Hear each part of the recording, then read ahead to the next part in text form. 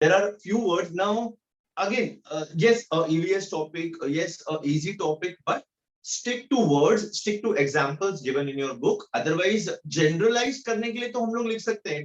It is just about prevention and saving and thinking about Mother Earth. But that doesn't mean कि मतलब आप एक ऐसे लिख दोगे. नहीं, proper points होने जरूरी हैं. तो अगर a question comes in exam, write down all the principles of green chemistry and explain any two. So you just cannot write any random things, right? जो heading दिया है वो हमको use करना पड़ेगा ऐसा. तो that is why you need a structured learning for this chapter also. Okay बच्चे, तो किसी को बोला कि explain any four principles of green chemistry in detail. So this chapter which we are going to study today is the green chemistry. Okay बेटा, green chemistry इस साल ही आपको portion में introduce किया गया है.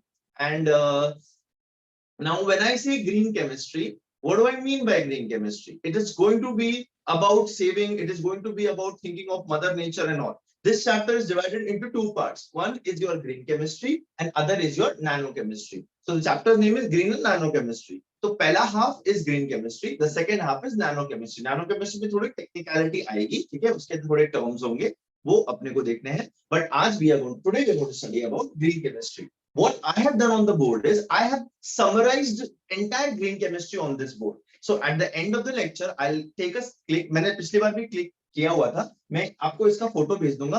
आपने इतना भी पढ़ लिया ना बेटा और इसको एक्सपैंड करके लिख दिया एग्जाम में, फुल मार्क्स मिलेगा. गारंटी मेरा गारंटी, इसमें मैं गारंटी ले सकता हूँ, बिकॉज इसमें कुछ भी अलग से नहीं है. It's a new topic all together.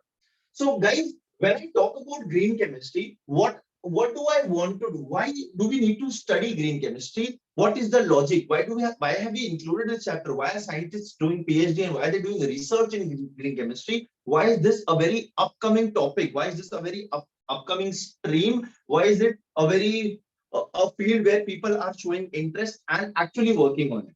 So the main motive behind this to maximize efficiency and minimize hazardous effects. तो साइंस ने तरक्की तो करी है, ठीक है, हम लोग को जिंदगी में बहुत सुविधाएं हैं. अब जैसे क्या बोलते हैं, लॉकडाउन हुआ था, we all were at our home. There were so many things because of which we were content and actually happy. There was light, there was television, there was internet, there were food supplies, you could order online, right? So many different things because of which घर बैठे बैठे आपने कितना कुछ किया. But कभी ये सोचा है that when you are using your AC, when you are using your television, when you are using the gas to cook food, when मतलब any invention which you are using, right now I'm using a mobile internet and I'm talking, right? So ये सब करने में कुछ harmful side effect भी होता है, या फिर कुछ ऐसा है जो खत्म हो रहा है, कुछ ऐसा है जो नेचर में कुछ हार्मफुल चीजें डाल रहा है जो नहीं होना चाहिए, या फिर जो बहुत स्पीडी हो रहा है. आज अगर मुझे अंबरनाथ से कल्याण आना है, अगर क्लास में आना है, तुरंत मैं ट्रेन पकड़ लूंगा, तुरंत मैं ऑटो ले लूंगा, तुरंत मैं कार ड्राइव कर लूंगा, तुरंत मैं बाइक पे आ जाऊंगा. The time has reduced, the easiness, the क्या बोलते हैं, द आराम, ठीक है, द रिलैक्स, द सहूलियत, वो सब बहुत अच्छा है. But the petrol which is burning, the gases which are being released in the atmosphere, that is the side effect. So usko kaise replace karenge, kaise we can make the world a better place to live in, right? So that is what we're supposed to focus on. So you have to obviously maximize efficiency. जो भी हम लोग use कर रहे हैं वो efficient होना चाहिए. Now what is efficient? Efficient का actual मतलब क्या होता है कि इनपुट जितना दिया उससे मैक्सिमम आउटपुट आना चाहिए. पता चला कि मैं 10 किलो का फोर्स लगा रहा हूं और आउटपुट पे मुझे सिर्फ 2 किलो का output. Just giving you random numbers just to make it understand things कि मैंने 10 केजी इनपुट दिया और 2 केजी आउटपुट आ रहा है, तो वो तो लॉस है. वो that is not maximum efficiency. Maximum efficiency is जितना इनपुट दिया उतना आउटपुट आना चाहिए. मतलब जो भी मैंने रिसोर्सेज यूज किए, मैक्सिमम मेरे को आउटपुट, यूजफुल आउटपुट आना चाहिए. दैट वे बाय प्रोडक्ट्स कम बनना चाहिए. And you have to minimize hazardous effects. You have to minimize hazardous effects. कि उसको यूज तो कर रहे हैं हम लोग, जरूरत तो है, एडवांस टेक्नोलॉजी एडवांस करो, अच्छी बात है, बट उसका साइड इफेक्ट कम होना चाहिए. हजार्डस चीजें नहीं मिलनी चाहिए जिसकी वजह से क्या बोलते हैं आगे परेशानी हो.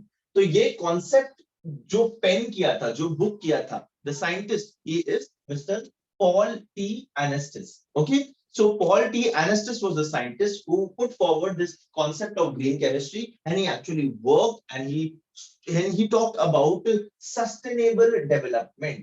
Sustainable development. तो जो मैं अंडरलाइन कर रहा हूँ बेटा, ये चीजें क्वेश्चंस आर क्या बोलते हैं, पॉसिबिलिटी है एग्जाम में आने का, ठीक है. So they're asking what is sustainable development. तो सस्टेनेबल डेवलपमेंट के लिए ना मैंने एक छोटा सा यहाँ पे डायग्राम बनाया है, देखो बेटा, अगर आपको दिख रहा है, देख तुम लोग को दिख रहा है बोर्ड पे मैं जो अंडरलाइन कर रहा हूँ और जो बोल रहा हूँ. हाँ सर दिख रहा है. अच्छा ठीक है, ये देखो सस्टेनेबल डेवलपमेंट. ये कौन है? ये एक बड़ा आदमी है. ये कौन है? ये उसका बच्चा है. ये कौन है? वो उसका बच्चा है. ये कौन है? उसका बच्चा. ठीक है. It's just a representation which I have shown according to me. Sustainable development can be described by this way. Now what does it mean? It means that हम लोग जो यूज कर रहे हैं उसको तो यूज करना है, बिकॉज ऑब्वियसली अपने को जरूरत है, बट हम लोग को इतना लालची नहीं हो जाना है कि उसको सारा यूज कर लें और आगे की जनरेशन के लिए हम कुछ भी ना रखें. Right. So we are living on planet Earth, good. We are making it a better place, good. But what we are doing should not have a harmful effect on the future generations, right? Like what do you see? The glaciers are melting, the polar bears are becoming extinct, the many animals are becoming extinct because we have encroached in their habitat and all. तो हम लोग तो जीना चाहिए, अच्छे से जीना चाहिए, but आगे का जनरेशन को भी अपने को अच्छे से जीते रहे, वो ऐसा करके कुछ जाना चाहिए. तो अगर आज मैंने एक ट्री प्लांट किया तो उसका बेनिफिट मुझे नहीं मिलेगा, बट जो आगे की जनरेशन है वो उस ट्री के फल, वो उस ट्री की शेड को यूज कर सकता है. That way. So it should be a sustainable development wherein which I am using resources, fruit, क्या बोलते हैं, very precisely, so that I also get the benefit and there is in store for the future generation also. Simple as that. That is the meaning of sustainable development. So this was the bhumika of green chemistry. This was the introduction of green chemistry. Now, when I talk about principles of green chemistry, guys, we have 12 principles of green chemistry. Very easy principles, very general topic. But as I said, you just cannot write anything. जो heading है वो आपको लिखना होगा exams पे, ठीक है. तो let us discuss what are these principles of green chemistry. So the very first principle which we are going to talk about green chemistry is waste prevention. Waste prevention. Waste prevention का अगर मैं इसको अलग एक मुहावरे के term में बोलूं, so it is the very famous which we all have heard is prevention is better than cure. ठीक है. वेस्ट को जनरेट होने ही मत दो, उसको साफ करना तो बात का टॉपिक है. अगर वो जनरेट ही नहीं होगा तो अपन उसको साफ करने की मगजमारी नहीं रहेगी, उसको क्या बोलते डिस्पोज करने की मगजमारी नहीं रहेगी. देखो ऐसा नहीं बोला जा रहा है कि सब रिएक्शन, जितने भी तुम केमिकल रिएक्शंस कर रहे हो, जितने भी तुम इन्वेंशंस कर रहे हो, उसमें वेस्ट होना ही नहीं चाहिए. ना हो तो उससे बेटर तो कुछ और नहीं, तो कुछ उससे बेटर कुछ नहीं है, बट डेफिनेटली थोड़ा बहुत होगा, बट ऐसा होना चाहिए कि कम से कम हो. फॉर एग्जाम्पल एक एनालॉजी दे रहा हूं मैं आपको. जब हम किचन में खाना बना रहे होते हैं तब खाना तो अच्छा बनेगा. हमको खाना बनाने के लिए क्या चाहिए? गैस, बर्तन एंड इंग्रेडिएंट्स, राइट. बट वो इंग्रेडिएंट्स हम लोग ऐसे थोड़ी उठा के डाल देते हैं. उनको कट करना होता है, क्लीन करना होता है, मिक्स करना होता है, अलग अलग मैरिनेट वगैरह करना होता है. तो वो सब करके खाना तो हमको एक डब्बे में बन के मिल जाएगा, बट व्हाट अबाउट दैट छिलका वगैरह जो अपने साइड में निकाला है, जो मसाले गिर गए हैं, जो बर्तन गंदे हुए हैं, वो अगर ऐसे ही किचन के उस पे फैला हुआ रहेगा तब it is a added task. It is a added task. क्यों? खाना बनने के बाद फिर किचन साफ करो, वो बर्तन साफ करो, वो कचरा उठा के डस्टबिन में डालो. What if while peeling the vegetables you directly peel it over the dustbin or in a bartan where you can just dispose it off rather than just doing it randomly? What if you have the masalas arranged properly? What if you use minimum utensils and साथ के साथ उसको धोते जाओ, मतलब जब खाना बन रहा है तो साथ के साथ उसको धोते चले जाओ. So that is what we are talking about over here, that prevent waste generation. Waste generation को बढ़ने से रोको कि जब केमिकल रिएक्शन हो रहे हैं तब हम लोग को ये ध्यान देना चाहिए कि वेस्ट प्रोड्यूस ही ना हो, और अगर हो तो मिनिमम से मिनिमम हो. ठीक है. So prevent waste generation rather than cleaning. This concept of ZWT. What is ZWT? Zero waste technology. Zero waste technology जब मैं बोलूं तब एग्जैक्टली वही जो मैंने आपको अभी बार बार बोला कि वेस्ट प्रोड्यूस ना हो, that is should be your aim. Waste produce नहीं होना चाहिए, that is our aim. Now for example इसमें एक और चीज हम लोग देख सकते हैं. किसी एक का बाय प्रोडक्ट, किसी एक रिएक्शन का by product can be used as the raw material for some other reaction which is best, right. हम लोग हमने 12th में या 11th में भी ये देखा है, 10th में भी हमने देखा है extraction of metals from ores is ores are those minerals from which metals can be extracted profitably. This word profitably has a lot of importance. अभी क्या बोलते हैं, गन्ने का जूस जब बनता है तब गन्ना जो रहता है उसका मोलासेस जो रहता है, उस मोलासेस को we can use to produce दारू बेटा. ये बेटा दैट इज रॉन्ग, बट अगर कहीं कहीं जहाँ उसका एप्लीकेशन है there we can use it, right. तो किसी एक का वेस्ट प्रोडक्ट दूसरे का रॉ मटेरियल बन गया है. यहाँ देखो बॉटम एश जो बनती है क्या बोलते हैं ये, अरे यार क्या बोल रहा था मैं, हाँ, बर्निंग वगैरह में जो एश वगैरह बनता है ना, बर्निंग से या फिर जो दूसरे ऑक्सीडेशन के प्रोसेसेस हैं, उसमें जो एश का हिंदी वर्ड इज ये राख, ठीक है. दैट राख can be used in cement production, that can be used as a raw material, not the only raw material of course, as a raw material which provides extra strength in cement production.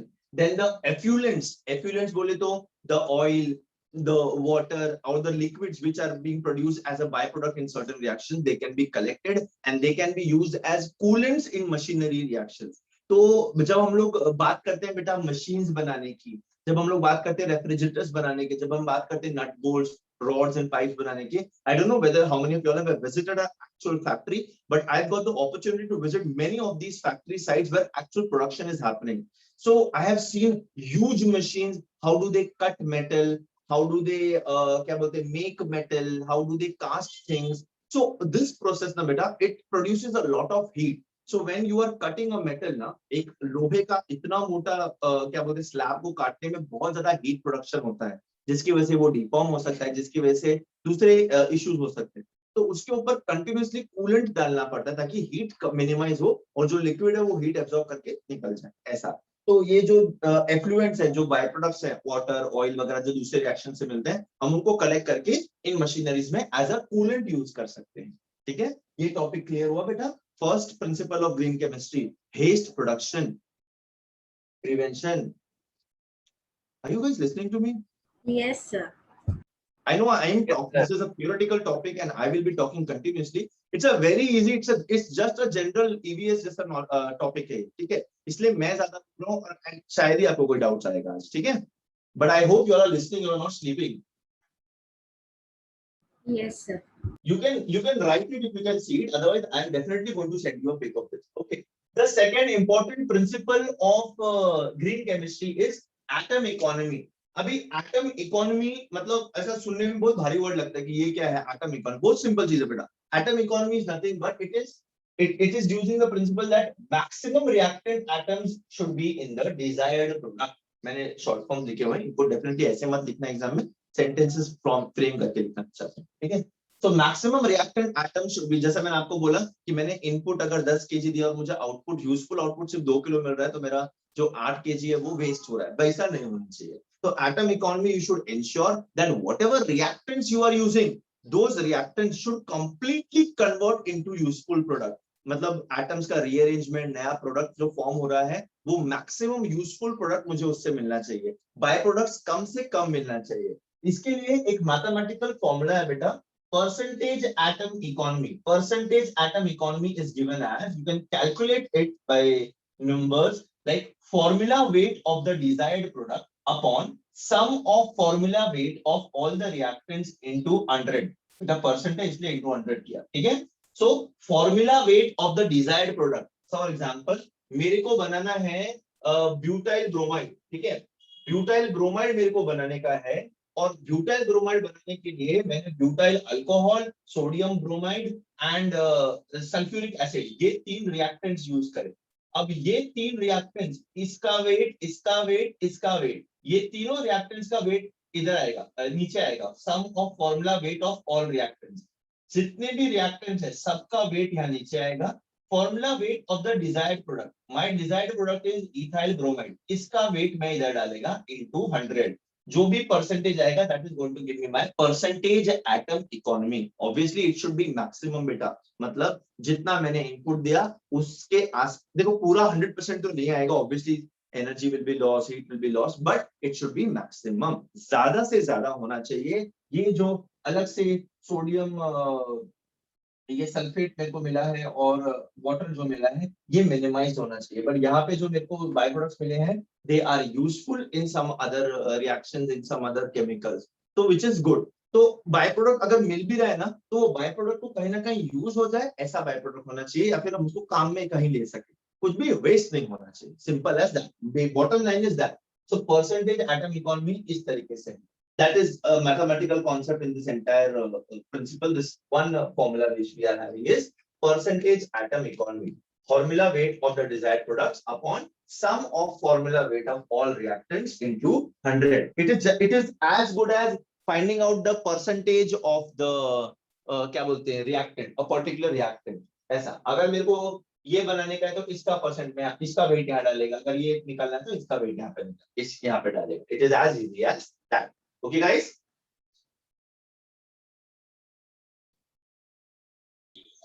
Yes sir. Okay. Sir हाँ बेटा बोलो। Sir दोनों का तो same ही आएगा ना? दोनों का क्या सेम आएगा बेटा?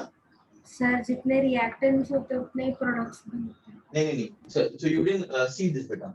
Formula weight of the desired product. My desired product is only this. This is byproduct. इनका weight नहीं लूंगा मैं, सिर्फ इसका weight लूंगा इधर। हाँ यस सर। Okay? हाँ सर। अच्छा। The third important principle, ooh, fish. Sorry, I just kicked the stool which I had kept this on. Is it clear? थोड़ा सा यस सर। Okay, ठीक है। The third important principle which we are going to talk about is less hazardous chemical synthesis. I am again repeating myself. जो headings हैं मेरे principles के वो same रहने चाहिए। Please do not change them. उनका content आप अपने language में लिख सकते हो, ठीक है बच्चे? The third important green chemistry principle is less hazardous chemical synthesis. Now, what do I mean by less hazardous chemical synthesis? मेरे पास एक कंपाउंड है, ठीक है? मुझे I'll give you analogy of this, हाँ, एक सिमिलर ये देता हूँ कॉन्सेप्ट समझाने के लिए। मुझे मीठा खाने का बहुत मन होता है, ठीक है? बट प्रॉब्लम क्या है, मीठा खाने से ना वजन बढ़ता है और हार्ट प्रॉब्लम्स और बहुत सारी इश्यूज होते हैं, लेथार्जिक बना आता है and all, right? You can see how fit I am, how slim I am, right? I am only 50 kgs बेटा। सो दिस क्या बोलते हैं, eating sweet is something which I like, something which I need, my body needs glucose, ठीक है? तो मेरे को मीठा खाने का, मेरे को मेरा स्वीट का जो ये है क्रेविंग वो ये करना है, सेटल करना है। तो मैं अगर एक डोनट खाऊं या फिर मैं केक खाऊं या फिर मैं पेस्ट्री खाऊं या फिर मैं डेथ बाय चॉकलेट खाऊं या फिर मैं चॉकलेट मिल्कशेक या ओरियो मिल्कशेक ऐसा कुछ खाऊं, ठीक है बच्चे? वो मेरा स्वीट क्रेविंग्स को ये तो कर देगा, क्या बोलते हैं, सेटल डाउन तो कर देगा, बट उसका साइड इफेक्ट्स बहुत होएगा। क्या? मेरा वजन बढ़ेगा, मेरे अंदर मेरे को डायबिटीज का इशू हो सकता है, मेरे को बहुत सारी प्रॉब्लम्स हो सकती है। तो वो चीज मेरा काम तो कर रही है बट दूसरे प्रॉब्लम्स बढ़ा रही है। उसकी जगह अगर मैं हेल्दी फ्रूट्स खाऊं तो फ्रूट्स भी स्वीट होता है, वो मेरा स्वीट क्रेविंग भी खत्म कर देगा, प्लस उसका साइड इफेक्ट ना होकर के वो मेरे बॉडी को हेल्प करेगा। Are you understanding what am I trying to say? So less hazardous chemical synthesis is to avoid the formation of toxins. Chemicals जो नुकसान में उनको अवॉइड करना चाहिए। इसका बेस्ट एग्जांपल है DDT एंड BHC। DDT का नाम सुना है आपने? DDT is used, Yes, sir. was used as a insecticide in agriculture. Agriculture में DDT was used as an insecticide. But the problem is वो DDT ना सॉइल खराब करता था, फिर क्या बोलते हैं एयर को पोल्यूट करता था और उस वाटर को खराब करता था, तो बहुत सारे उसके साइड इफेक्ट्स थे। उसकी जगह अभी हम लोग BHC यूज करते हैं। BHC यूज करें, बेंजीन हेक्साक्लोराइड, ये BHC जो यूज करते हैं एज एन इंसेक्टिसाइड, इसे it is less hazardous as compared to DDT. That way I'm talking. Okay, so you should avoid less hazardous chemical synthesis. Avoiding, you should make sure that the chemicals less hazardous, जो chemicals हम use कर रहे हैं अपने लिए, क्या उसका कोई अच्छा alternative है जिससे कम नुकसान हो और वही काम हो जाए, तो हम लोग को वो देखना चाहिए, ठीक है? DDT और BHC का एग्जांपल देख लें। Okay guys? No, okay? Yes, sir. H. Fine.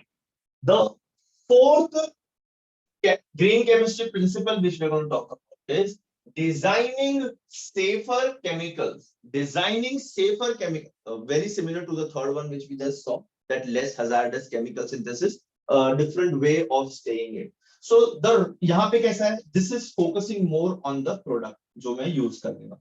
कौन सा? Less hazardous chemical synthesis.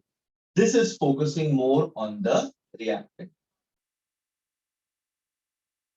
Okay, so the third principle is talking more about the product. Product के बारे में बात कर रहा है कि भाई प्रोडक्ट जो बना है वो लेस केमिकल, लेस हजार्डस होना चाहिए, उसमें टॉक्सिन कम होना चाहिए, जो हम उसको यूज करेंगे तो ऐसा नहीं होना चाहिए. अब यहाँ पे डिजाइनिंग सेफर केमिकल्स की जब मैं बात करता हूँ तब ये रिएक्टेंट की बात कर रहा है, तब ये रॉ मटेरियल की बात कर रहा है कि जो मैं रॉ मटेरियल यूज कर रहा हूँ वो भी टॉक्सिक नहीं होना चाहिए, जो मैं स्टार्टिंग मटेरियल यूज कर रहा हूँ वो भी कुछ नुकसानदायक नहीं होना चाहिए, ताकि जब रिएक्शन हो रहा हो तो आजू बाजू वाले लोगों को क्या बोलते हैं नुकसान ना हो, या फिर फाइनल प्रोडक्ट में अल्टीमेटली कोई नुकसान ना हो. तो इसका एक एग्जांपल दे रखा है कि adipic acid was is made from benzene. पहले ठीक है, एडिपिक एसिड जो होता है ना उसको बेंजीन से सिंथेसाइज करते थे. अब बेंजीन का साइड इफेक्ट ये है कि benzene is carcinogenic. A prolonged exposure to benzene can be carcinogenic. Carcinogenic means a substance or a compound which is promoting cancer. ठीक है, that is carcinogenic.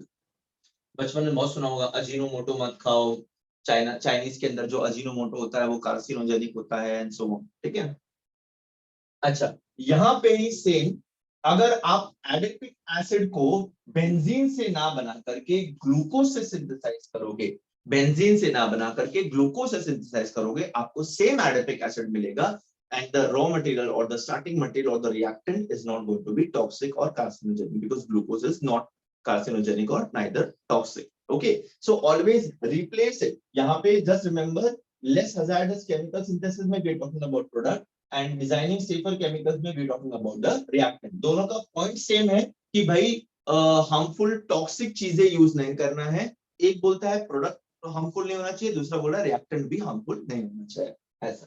ठीक है, अच्छा. Let us come to the fifth principle of green chemistry. The fifth principle of green chemistry says use safer solvents and auxiliaries. Use safer solvents. अगर हमने देखा होगा, हमने अभी तक हम 12th के एंड में आ गए, हमने देखा है काफी सारे reactions are carried out in solution, in a mixture, right? कि वो किसी ना किसी एसिडिक, बेसिक या न्यूट्रल सॉल्यूशन में कैरी आउट करे जाते हैं, तो उसको सॉल्वेंट्स और ऑक्सिलरी जो होते हैं उनके अंदर होता है. तो यहाँ पे ये पॉइंट सिर्फ ये बोल रहा है बेटा कि green solvents use करो. Now this word green solvent is used thing. Now what is green solvent? Again the same thing, that green solvent or the solvent which you are using, majority times use water. Water is a very nice solvent. Water is a very good क्या बोलते हैं solution base for any of the reactions. ठीक है, aqueous medium में, but obviously सारे reactions नहीं कर सकते, जो भी maximum possible है we have to use क्या बोलते हैं water as a solution. We can use supercritical carbon dioxide, which is solid carbon dioxide, which can be used in cleaning, which can be used as a medium for reaction instead of your chloroform, carbon tetrachloride and all. ठीक है, ये सब क्या करते हैं, इनके side effects होते हैं, ये रिएक्टिव होते हैं, इनका प्रोडक्शन कॉस्टली होता है, तो इसलिए try to use safer, cheaper solvents and auxiliaries.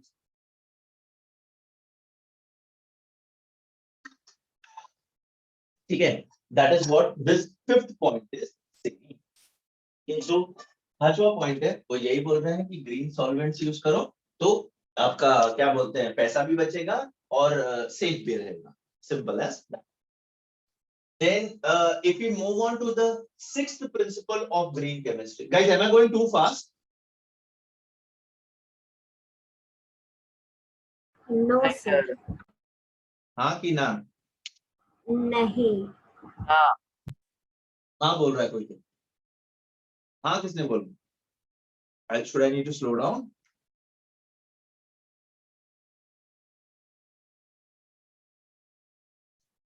किसी ने हाँ बोला था ना, कोई लड़का. Sixth principle says बेटा design for energy efficiency, six principle बोलता है डिजाइन फॉर एनर्जी एफिशिएंसी। ये तो आप वर्ड इसका हेडिंग सिंपली समझ के रहेंगे कि एनर्जी कंजम्पशन कम से कम होना चाहिए। Obviously temperature and heat requirements बहुत सारे रिएक्शंस का बहुत ज्यादा रहता है, ठीक है। तो अब अगर उसका रिक्वायरमेंट ही वो है तो हम उसको तो निग्लेक्ट नहीं कर सकते, बट उसका एक ऑल्टरनेटिव तरीका ढूंढ सकते हैं जहां पे मुझे नेचुरल रिसोर्सेज यूज करके मिले तो बेटर है, रादर देन क्या बोलते हैं नॉन रिन्यूएबल सोर्सेज को यूज करके एनर्जी लेना है। So we should minimise the use of temperature and energy and use catalyst and enzymes. अब यहाँ पे कैटलिस्ट और एंजाइम्स यूज करने का फायदा ये होगा, एक्टिवेशन एनर्जी का रिक्वायरमेंट कम हो जाता है कैटलिस्ट यूज करने से। तो रेलेवेंट कैटलिस्ट यूज किया तो मेरा रिएक्शन जो 5 घंटे में होगा वो रिएक्शन मेरा 1.5-2 घंटे में हो जाएगा, ठीक है। मेरे रिएक्शन को जहां 100 किलो जूल ऑफ एनर्जी लग रहा था इनिशिएट होने के लिए, वहीं पे मेरे रिएक्शन को से 50 या 70 किलो जूल ऑफ एनर्जी लगेगा। तो इस तरीके से हम लोग एनर्जी को यूज कर सकते हैं। We can use techniques like microwave heating and refluxing for reactions. Now heating में अगर मैंने लकड़ी बर्न किया, मैंने कोल बर्न किया, तो ये सब नॉन रिन्यूएबल रिसोर्सेज हैं जिसके साइड इफेक्ट भी बहुत होते हैं। अब माइक्रोवेव हीटिंग में एक मस्त इलेक्ट्रिक हीटर रहता है जिसके अंदर मैं उतना अमाउंट ऑफ हीट प्रोवाइड कर रहा हूँ। अगेन उसका भी साइड इफेक्ट है, डेफिनेटली इलेक्ट्रिसिटी का है, but rather than consuming a non-renewable resource, electric is always an option, right? Fuel car से better is an electric car and you can compare it, right बेटा? अभी Tesla वेस्ला का चालू है।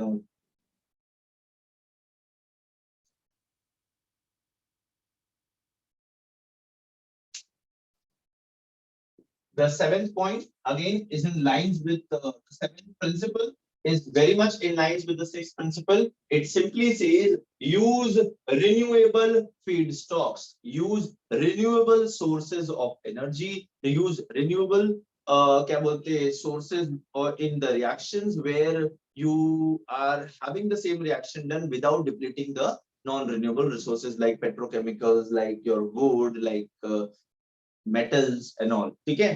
तो plant based natural resources use करने का, wind energy, then tidal energy, geothermal energy, solar energy and all, instead of using petrol से related energy and all, ठीक है।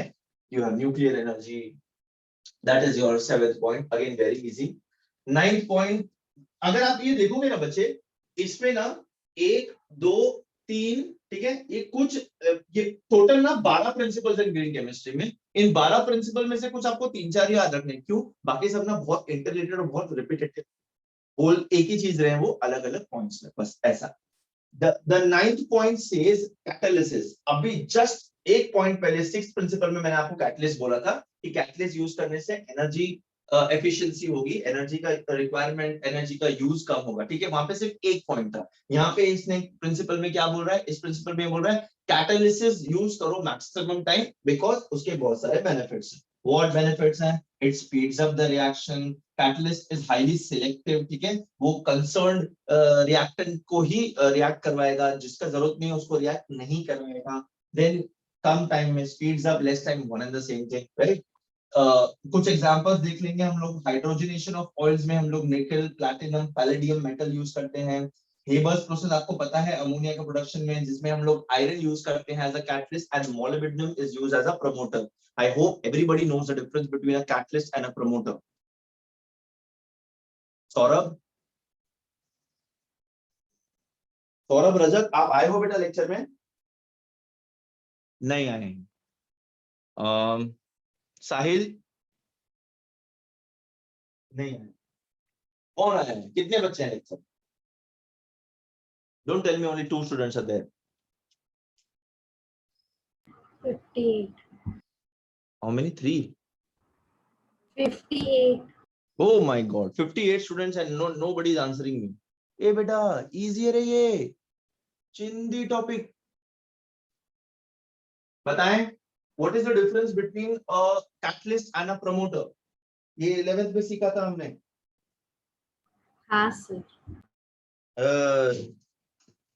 अपना क्या नाम है, अमया नहीं, अमला, अमला,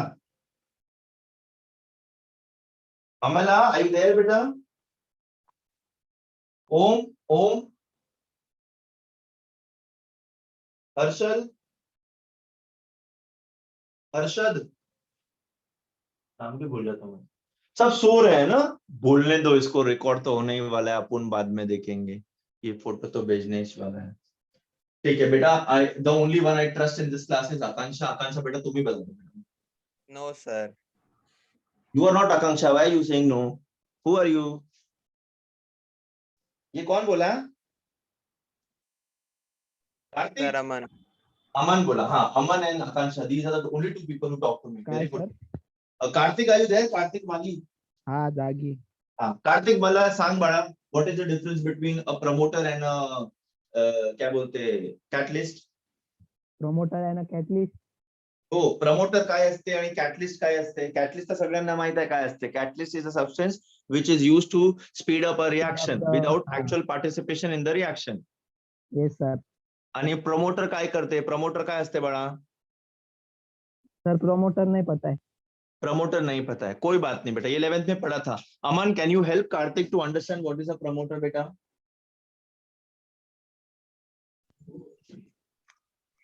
अमन माय बॉय, स्पीक बच्चे. Yes, sir. Can you please help Karthik understand what is a promoter? It's okay if even if you do not know, you can tell me that you do not remember or you have forgotten.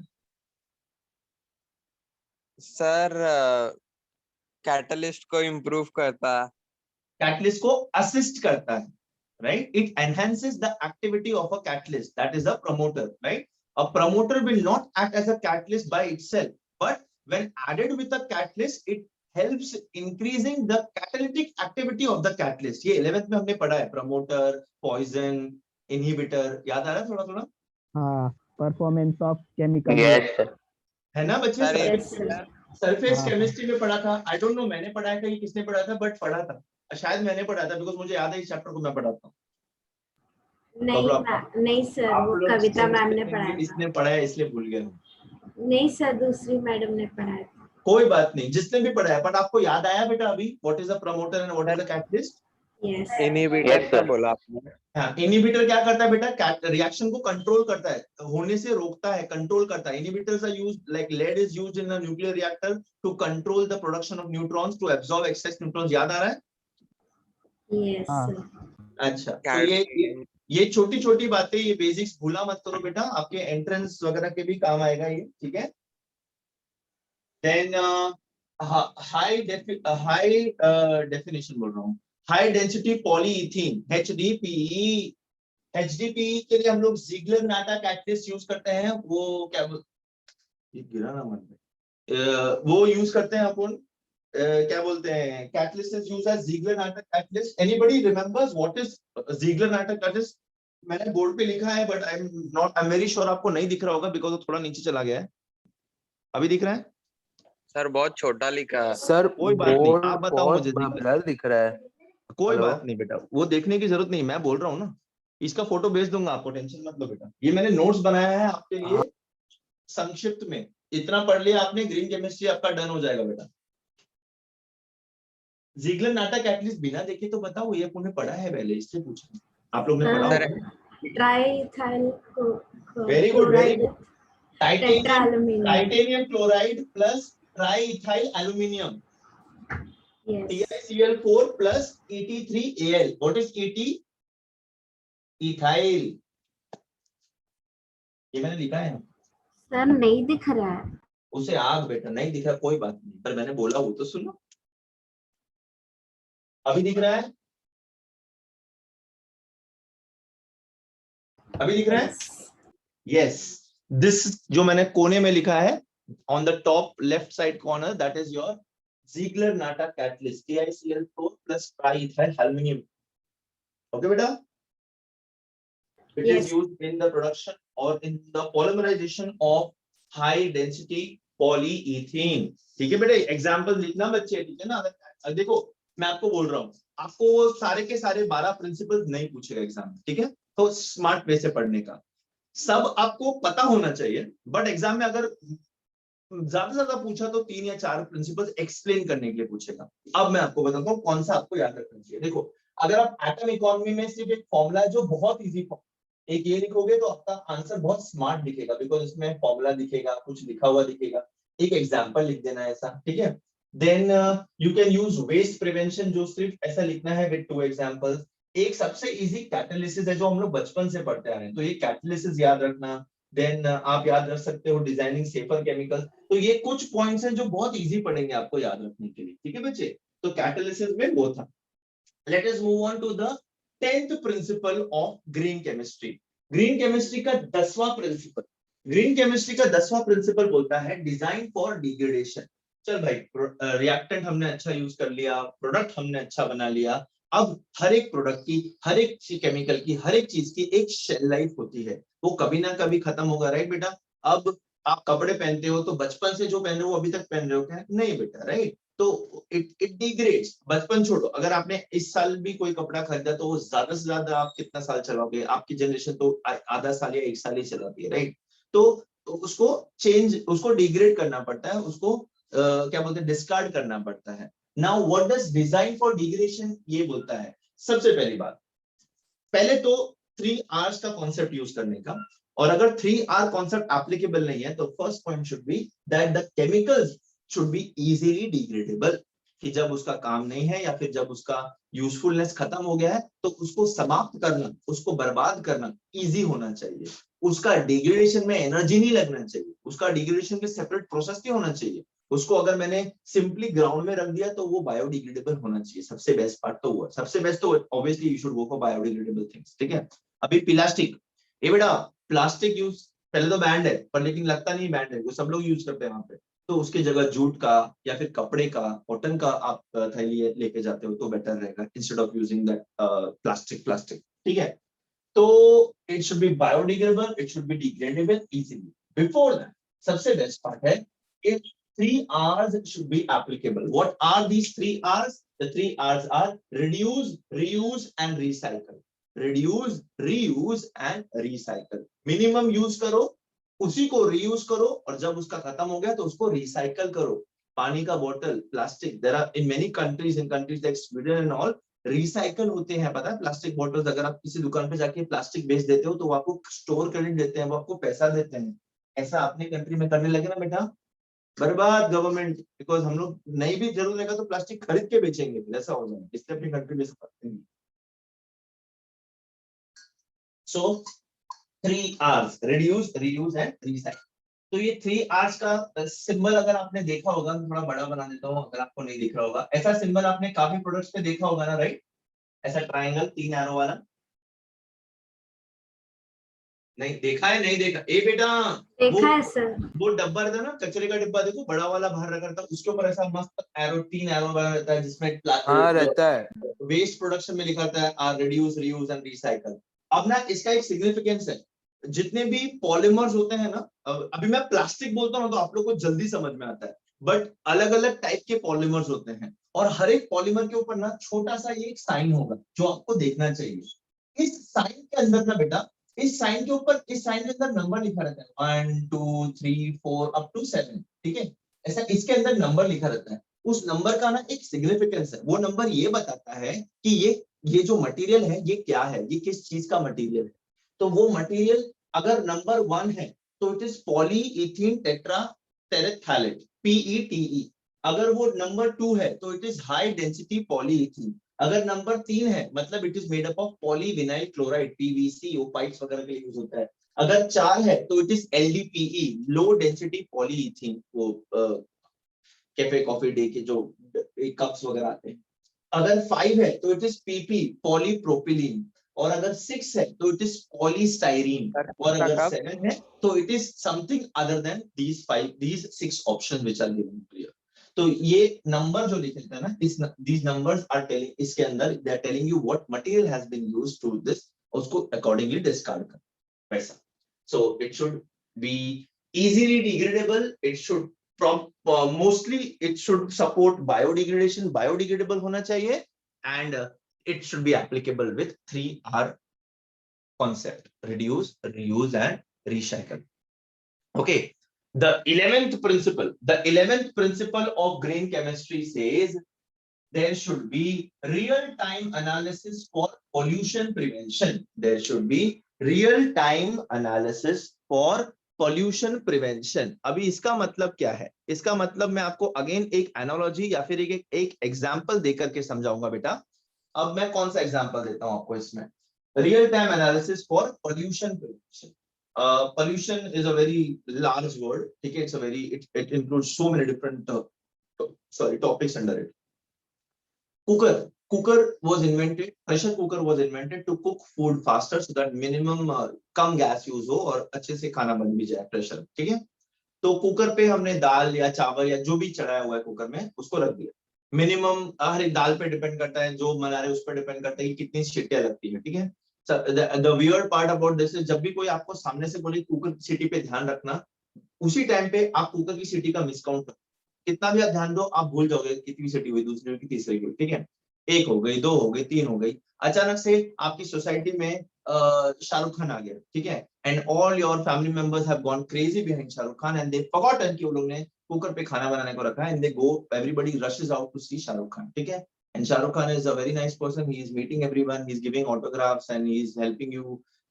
He's come there to give you a bhashan on how to use green technology and how to use green chemistry. So you all are going Byju's there. classes. Hi beta, क्या बोल रहे हो? Byju's, oh my god, no, I cannot promote Byju's in क्या बोलते हैं, Genius Academy. It's going to be competitive. तो अपना वो आते हैं, आप जाते हो एंड आप भूल जाते हो कि इस कुकर पे रखा हुआ है, तो एक सीटी हो गया, दो हो गया, तीन हो गया, चार हो गया, पांच हो गया, छह हो गया, सात हो गया, आठ हो गया, नौ हो गया, 10 हो गया, और फिर अचानक से क्या होता है ना, शाहरुख खान खड़ा है, सब नीचे हैं, एक मस्त ब्लास्ट होता है, बम। तो आपको लगा कि किसी ने शाहरुख खान के आने किसी में बॉम्ब फोड़ा है, ठीक है? तो आप खुश हो जाते हो। पर लेकिन जब आप थोड़ी देर बाद देखते हो कि आपके घर की खिड़की में से आग और धुआं निकल रहा है, तो वहां पे क्या हुआ बेटा? सर वो प्रेशर कुकर ब्लास्ट हो गया। वो प्रेशर फोड़। कुकर ब्लास्ट हो गया, प्रेशर कुकर ब्लास्ट हो गया, सिलेंडर ब्लास्ट हो गया, and there is a nice Diwali going on in the building, right? Now what was the mistake over there? Can someone tell me? तो सीटी आने पे बंद नहीं किया गैस को, एनर्जी देते गए, प्रेशर बढ़ते गया। ठीक है, वो बंद नहीं किया, देते गए। तो वहां पे क्या, किस चीज की जरूरत थी बेटा उस टाइम पे? बहुत सिंपल कॉन्सेप्ट है बेटा, किस चीज की जरूरत थी? कोई एक इंसान वहां पे रहे, उसको मॉनिटर अलार्म करे लगाने और के उसको देखता है, राइट? अच्छा, न्यूक्लियर रिएक्टर्स, आपको क्या लगता है न्यूक्लियर रिएक्टर्स ऑपरेट करना आसान है कि डिफिकल्ट? डिफिकल्ट है। डिफिकल्ट। अगर किसी को ट्रेन किया जाए और उसको वहां पे बिठाया जाए कि भाई देख ये न्यूक्लियर रिएक्टर है, इसमें एनर्जी प्रोड्यूस हो रही है, इसके अंदर रेडियो एक्टिव रिएक्शंस हो रहे हैं, आपने इसको मॉनिटर करना है, आपने इसको देखना है कि कितने देर के लिए रिएक्शंस होगा, कब इसको बंद करना है, कब इसको चालू करना है, you have to see there is any side effect happening और नॉट। उसको ट्रेन कर दिया, बहुत अच्छे से ट्रेन किया, 6 महीने का ट्रेनिंग दिया उसको, लाख रुपया पगार दे दिया, उसको बिठा दिया, ठीक है, फाइन। वो बंदा बैठ गया, वो बंदे को क्या, वो लोगों को बोलते हैं मेरा सिर्फ बैठने का काम है और कुछ काम नहीं, ठीक है? तो अचानक से he has an urgency to go to the washroom and he goes without replacing any other person in his place, and he goes and there is some problem and the nuclear reactor blasts. बेटा cooker का blast होना और nuclear reactor का blast होना दोनों same है? No sir, हाँ। Never. हाँ बोलते हैं। मतलब सर ब्लास्ट होना सेम है बट कॉन्सिक्वेंस दोनों का सेम है? नहीं, यहाँ न्यूक्लियर रिएक्टर में टीम लगेगा। क्या लगेगा? एक टीम लगेगा। एक टीम हाँ ठीक है, वो ठीक है, एक टीम लगेगा, पूरा ट्रेन टीम लगेगा, बट नुकसान ज्यादा यहाँ पे होगा। हाँ सर। हाँ और जब सर। मैं नुकसान की बात कर रहा हूँ, मैं घर की नहीं, मैं फैक्ट्री की नहीं, मैं एक रेडियस, एक एरिया की बात कर रहा हूँ। न्यूक्लियर बॉम्ब का सुना है ना आपने, हिरोशिमा नागासाकी, जो अभी तक सर। डिफेक्टिव पीस पैदा होते हैं वहां पे, right? So this point in 11th principle of green chemistry is saying that continuous real-time analysis for क्या बोलते हैं, chemical reactions and nuclear reactions should be there. Otherwise, there can be a mishap. Otherwise, there can be a overuse of energy. Otherwise, there can be undesirous products being formed. Okay, बच्चे?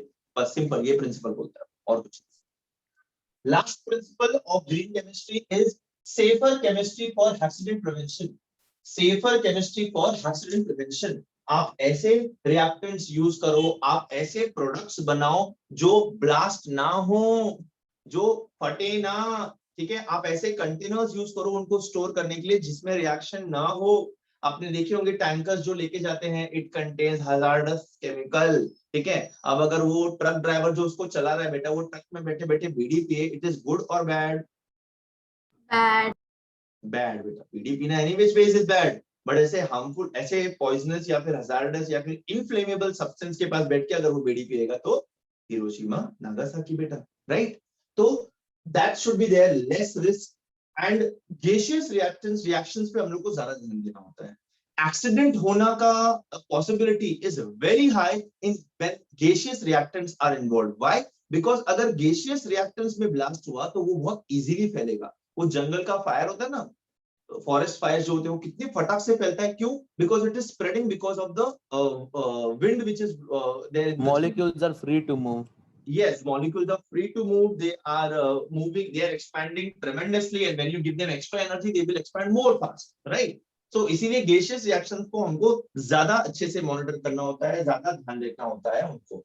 तो ये थे हमारे 12 principle of green chemistry बेटा।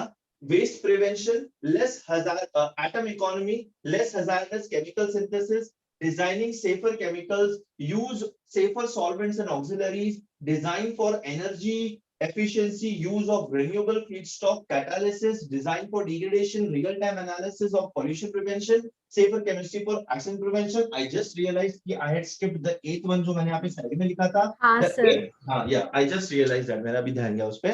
8th principle हमने नहीं देखा because मैंने उसको साइड में लिखा हुआ था। 8th principle is reduce derivatives while having reactions. Now what is this reduce derivatives while having reactions? इसका simple फंडा ये है that you should minimize the number of steps which are involved in the reaction. Minimize the number of steps. Simple सी बात है वही कि एक रिएक्टेंट यूज करके अगर मेरे को उससे प्रोडक्ट मेरे को 3 स्टेप्स में मिल रहा है और दूसरे रिएक्टेंट को यूज करके मुझे प्रोडक्ट मेरा 1 स्टेप में मिल रहा है, तो ऑब्वियसली मैं वो वाला रिएक्शन चूज करूंगा जिसमें 1 स्टेप में मुझे प्रोडक्ट मिल रहा है। क्यों? बिकॉज उसमें लेस एनर्जी, लेस टाइम लगता है। अच्छा, इसमें कई सारे रिएक्शंस में हम लोग को किसी एक ग्रुप को प्रोटेक्ट करना होता है, ब्लॉक करना होता है, ताकि वो रिएक्ट ना करे और वो वैसे का वैसा मुझे प्रोडक्ट में दिखे। इसका मतलब क्या है? अब देखो, ये कंपाउंड है, यहाँ पे ये रिंग है साइक्लोहेक्सेन, इसमें अल्डिहाइड ग्रुप और अल्कोहलिक ग्रुप अटैच्ड है। इस अल्डिहाइड ग्रुप को I want to convert it into carboxylic group, ठीक है, एसिडिक ग्रुप। तो मुझे सिर्फ इसका रिएक्शन चाहिए, अल्कोहलिक ग्रुप वैसे का वैसा रहना चाहिए। तो इस रिएक्शन में क्या होता है, पहले मुझे OH को प्रोटेक्ट करना होता है, इसको ब्लॉक करना होता है, ताकि कोई भी जो रिएक्शंस में यूज करूंगा इसको, मुझे इसका ऑक्सीडेशन करना है, इसका नहीं। ऑक्सीडेशन मतलब इसके अंदर मेरे को एक O ऐड करना है, CHO को COOH करना है मुझे, तो मुझे इसका ऑक्सीडेशन करना है, इस ग्रुप का ऑक्सीडेशन नहीं करना है। तो इस ग्रुप को मैं प्रोटेक्ट या ब्लॉक करूंगा by reacting it and converting into some other क्या बोलते हैं ग्रुप। फिर मैं ऑक्सीडेशन करेगा, इसका ऑक्सीडेशन करेगा, फिर मैं फिर से रिएक्शन करेगा और इसको अनब्लॉक करके फिर से OH में कन्वर्ट करेगा। तो there are many steps and क्या बोलते हैं procedures involved which we should avoid, and there should be less steps involved in a reaction so that less energy, less time and less risk is involved. Simple as that. So these are your 12 principles of green chemistry: waste prevention, atom economy, less hazardous chemical synthesis, designing safer chemicals, use of safer solvents and auxiliaries, design for energy efficiency, use of renewable feedstocks, reduce derivatives, catalysis, design for degradation, real-time analysis for pollution prevention and safer chemistry for accident prevention. बहुत easy है बेटा, self explanatory है। अभी आपने reaction में समझ लिया, एक बार पढ़ लोगे, एग्जाम देने की कॉन्फिडेंस आपके अंदर आ जाएगी। ठीक है, 2, 3, 4 जितने भी मार्क्स के लिए एग्जाम में आएगा बेटा, फ्री के मार्क्स हैं, ले लेना, एक मार्क इंपॉर्टेंट होता है, ठीक है। अच्छा, अब ये सब डिस्कस करने के बाद what is the role of green chemistry? बहुत ही सिंपल टॉपिक है ये, तो आप नहीं भी पढ़ोगे तो भी आप लिख सकते हो। ग्रीन केमिस्ट्री अपनी अर्थ की ना एक कैपेसिटी होती है बेटा, लोगों को हैंडल करने की, पोल्यूशन हैंडल करने की, हजार्डस केमिकल हैंडल करने की। वो एक बार एक्सटेंड हो गई तब अर्थ बीमार हो जाएगी, बहुत बीमार हो जाएगी, जो ऑलरेडी हो चुका है, ठीक है। अपने को ऐसा लगता है कि कुछ प्रॉब्लम्स नहीं है दुनिया में, बट जितने प्रॉब्लम्स हो रहे हैं ना, ये अपने ही क्रिएट किए हुए हैं। ये ग्लेशियर्स का मेल्ट होना, ये टेम्परेचर, कभी सोचा है कि फरवरी और मार्च के महीने में इतनी गर्मी लगेगी, विच इज लाइक ठंडी के मौसम में हमको गर्मी लगेगी, this is what, this is global warming, right. तो ये सब, और ठंडी में कभी यहाँ पे ठंडी लगती नहीं थी, अब यहाँ पे ठंडी लगने लगी है, again that is global warming. तो ये सब प्रॉब्लम्स जो हो रहे हैं because we are pushing the earth beyond its capacity, उसकी जितनी कैपेसिटी नहीं है उससे ज्यादा हम अर्थ को यूज कर रहे हैं, ठीक है। तो that is the one reason why I respect Thanos. Thanos is not the villain बेटा, the villain are these avengers who stopped Thanos. Thanos ने बहुत अच्छा काम किया था बच्चे, ठीक है। Then what is the other role of green chemistry? In innovation, नए नए प्रोडक्ट्स इनोवेट करना जो यूजफुल हो, जो लेस हार्मफुल हो, लेस टॉक्सिक हो, उस इनोवेशन में काम आता है पोल्यूशन प्रिवेंशन। पोल्यूशन को कैसे कंट्रोल करना है, कैसे उसको एनालाइज करना है, कैसे उसको कम करना है। Then new approach towards the same reaction, एक रिएक्शन को मैं अलग अलग तरीके से कर सकता हूँ, जिसका बेस्ट तरीका मुझे यूज करना है जिसमें कम से कम रिस्क इन्वॉल्व हो। And last one is ozone protection. Ozone protection को पता है ओजोन लेयर डिप्लीट हो रहा है because of the harmful gases being evolved, हम उसका बेटर ऑल्टरनेटिव्स यूज करेंगे तो ऑब्वियसली ओजोन प्रोटेक्ट होगा, simple as that. That is the role of your green chemistry to be study. तो पॉल टी एनेस्टिस ने ये कॉन्सेप्ट दिया था। मेन मोटिव क्या है? To maximise efficiency and minimise hazardous effects and to aim towards sustainable development. Sustainable development simply means जियो और जीने दो, खुद के लिए भी यूज करो और आगे की जनरेशन के लिए भी रख के जाओ, सिंपल एज दैट। बेटा this is what is green chemistry. इससे ज्यादा आपको ग्रीन केमिस्ट्री में कुछ नहीं पढ़ना है, ना याद रखना है। I have taken pains to write it on the board to summarize. These are all handmade notes, huh? ये खुद मैंने बनाए हुए हैं notes। तो ये आपने इतना पढ़ लिया बच्चे, आपको यूजफुल हो जाएगा एग्जाम देने के लिए, simple as that. Next class में, हाँ बेटा बोलो। इसका एक फोटो भेजोगे ना ये बोर्ड का? भेजूंगा, बिल्कुल भेजूंगा। अमन तुमको भेजूंगा, साहिल को भेजूंगा, ठीक है। तुम और एक दो लोग का नंबर है, उनको भेजूंगा। और बाकी लोग को जिसको इंस्टा पे चाहिए इंस्टा पे पिंग करो, जिसको फेसबुक पे चाहिए सर फेसबुक पे ऐसा करो। क्यों एक साथ भेजो ना सबको? तो मैं एक काम करूंगा, मैं माधुरी मैडम को भेज दूंगा, माधुरी मैडम सबको फॉरवर्ड कर देंगी, ठीक है। हाँ वही। Best, I'll do that. I'll send it to Madhuri madam. So this is green chemistry. Next lecture में I'm going to start with nano chemistry. Technical terms रहेंगे, थोड़ा सा chemistry इसमें involved रहेगा. So and then we are going to complete this chapter. I hope everybody has understood all the principles of green chemistry in today's lecture. Yes. हो sir हो। Yes. sir. Okay बेटा, ठीक है। आप लोग please पढ़ते रहिए, बिल्कुल रहिए। Everything is going to be fine. This paper is going to be super easy and you all are going to pass.